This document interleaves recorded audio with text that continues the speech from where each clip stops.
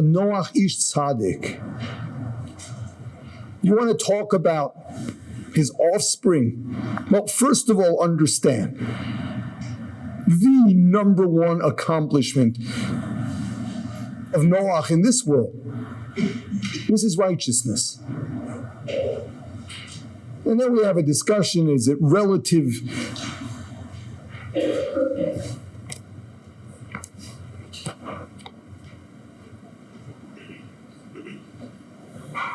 Is it relative to his generation? Is it despite his generation? We can talk about the level of his greatness, perhaps compared to other generations. But essentially, he is tzaddik. He is righteous. What does tzaddik mean? We use the term freely. The tzaddik, holy man. What's a holy man?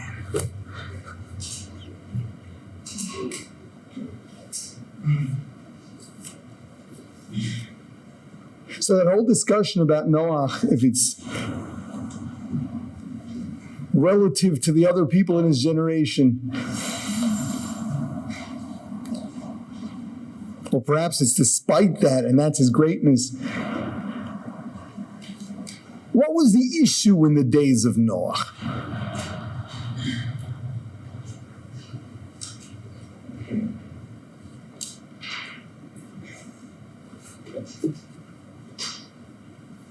Molo ha'oretz chomos.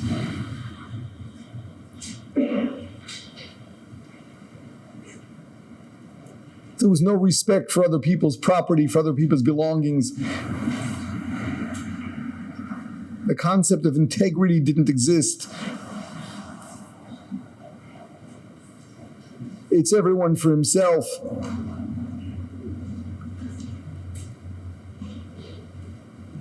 What was Noach's specialty? Tzaddik, righteousness. There's right and there's wrong.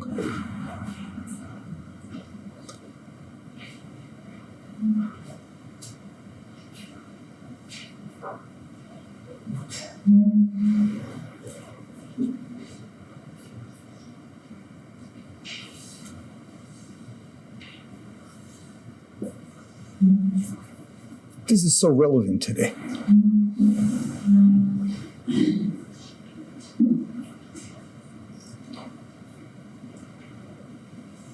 Why not steal?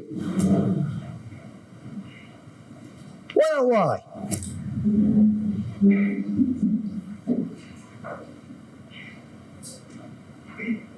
I don't believe that anyone today has the philosophy that theft and dishonesty, being crooked in business, that it's acceptable.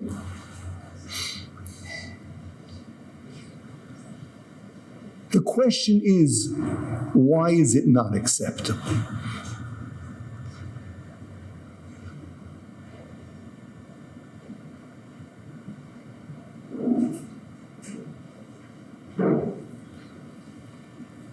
For the way people think today, there's no absolute right and wrong. If you're into absolutenist, you're fascist. Why do you have to tell the truth? Why is it wrong to steal?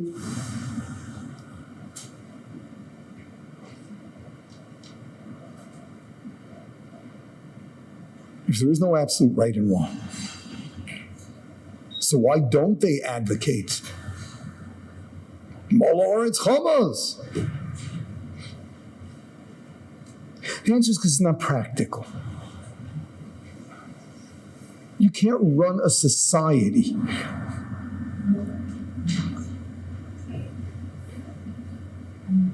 you can't prevent total anarchy. You can't keep the world going if we don't establish law and order to some degree. In other words, it's practical. It's practical.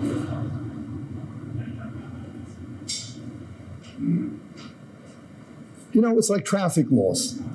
Does anyone believe that traffic laws are sacred? Objectively speaking,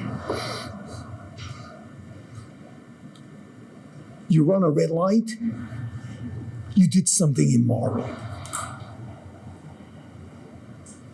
Why? Because there's something about red. No one believes that that's an objective truth. Just practically speaking. You got traffic in two directions, you got pedestrians. And we just leave it to total chaos, it'll cost lives.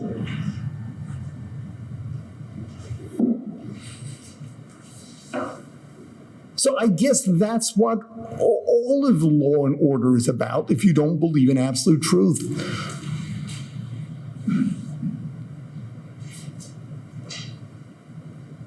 You see, Noach's generation was like that, except that they had a different idea of what's practical. Survival of the fittest, the law of the jungle.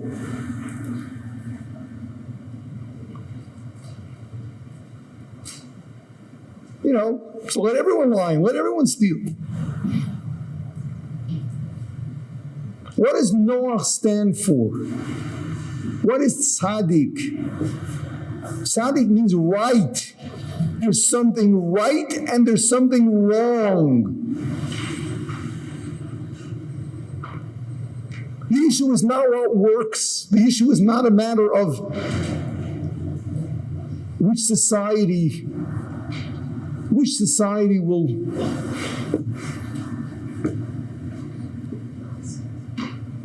probably survive. But Noach is tzaddik. There's something wrong with lying. There's something wrong with stealing.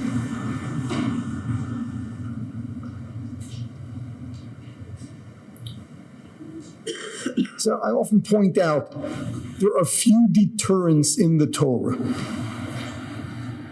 The punishment for theft.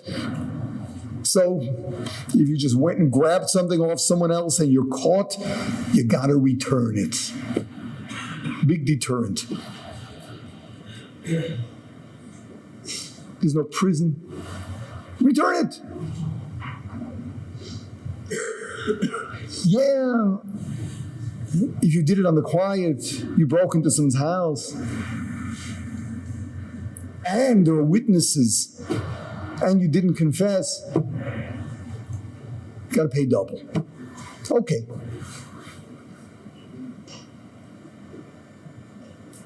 So if you really want to break into someone's house, make sure no one's looking. These are not deterrents.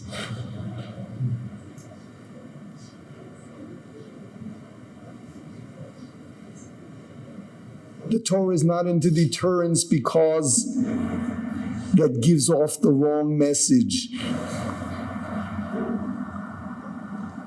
If the reason you don't steal is because you're afraid of getting caught, you missed it. If the reason you don't steal is because it's not good for society for people to cheat one another, because there may be someone who's better at it than you are and you're going to lose everything. If that's the way you're thinking, you missed it. Noach's accomplishment, more than the fact that he is the granddaddy of all of us Semites, Noah's greatest accomplishment was Ish Tzaddik. The fact that, especially in a day and age where no one believed in absolute right or wrong, and the practical way of life they chose was the law of the jungle. In his day, he was the individual who saw that there was right and wrong.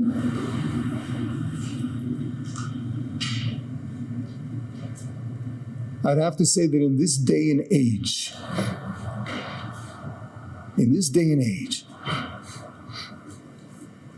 the most underlying principle that the Jew has to develop is to be a tzaddik. No, not an angel with wings and a halo. Knowing that there's something right and something wrong. You don't lie because integrity is a real value. You don't steal because possession, personal possession, is sacred and not to be violated. There's absolute right and wrong. It's not just a matter of establishing what is most practical. You know, this is the introduction to being a Jew even before we meet up with Avraham Avinu. Even before we meet up with Avraham Avinu, who founds the religion.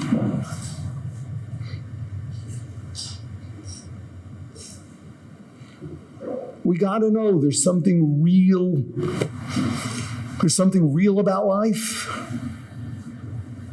There's something very real about what's right and very real about what's wrong.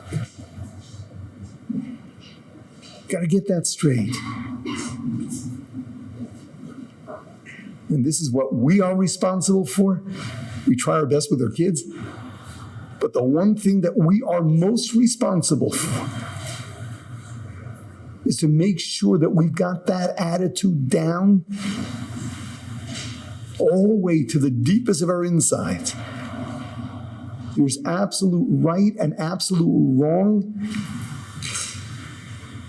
And what's practical is irrelevant at that level.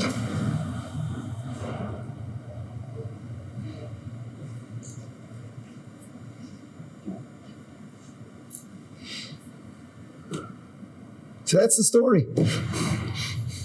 Our first responsibility is be a tzaddik. What's a tzaddik? Know right from wrong. And then teach that to your kids too. And if we try hard enough, maybe we'll be successful.